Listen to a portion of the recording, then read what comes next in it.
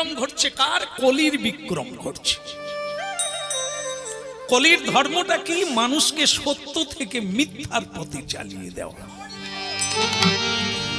চোখ থাকবে দেখতে পাবে না, বুদ্ধি থাকবে বুঝতে পারবে না, বিবেক থাকবে বৈরাগ্য হবে না, কি করা উচিত বুঝতে পারবে না, কোথায় যাওয়া উচিত বুঝতে পারবে না, কার সঙ্গ করা উচিত বুঝতে পারবে না, কাকে মানা উচিত কাকে মানা উচিত নয় এটা বুঝতে পারে না। তার মধ্যে তার মানে কি দাঁড়ালো? তার মাথায় কোনো মেধা শক্তি নাই। ধৃতরাষ্ট্র অন্ধ ছিল, ভগবানকে চিনতে পারে না, শকুনিকে গুরু করল। সংসারে শকুনির অভাব নাই।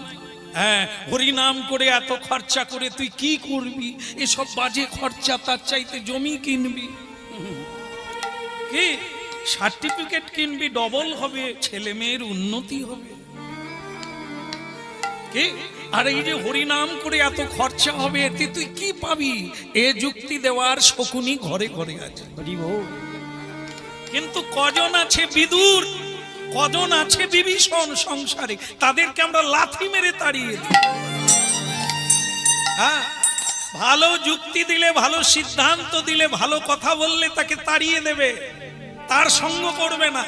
ওটা রাবণ করলো, লাথি মেরে তাড়িয়ে দিল। যা, এই হলো এই সংসারের নিয়ম।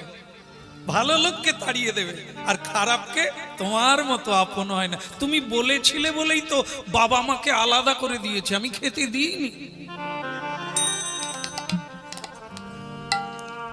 হ্যাঁ, ভক্তমন্ডলী মায়েরা, আমরা তাদের আদর করি, তোমার যুক্তিতেই আমি বেঁচে গেছি। খরচা এখন কম হয়, মা বাবাকেও খেতে দিতে হয় না, ঠাকুরপোকেও দিই না, ঠাকুরজিকেও দিই না, আত্মীয় কেউ ডাকি না, শুধু স্বামী স্ত্রী খাই আর শুয়ে পড়ি।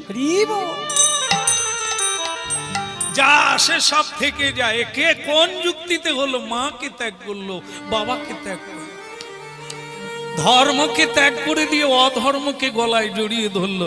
এই তো শকুনি গুরু। শকুনিকে গুরু করা আমাদের জীবনে একটা প্রথা হয়ে গেছে। এই জন্য শোনা হয়নি গোড়ায় গলদ, তাই গাছে ফল হয়।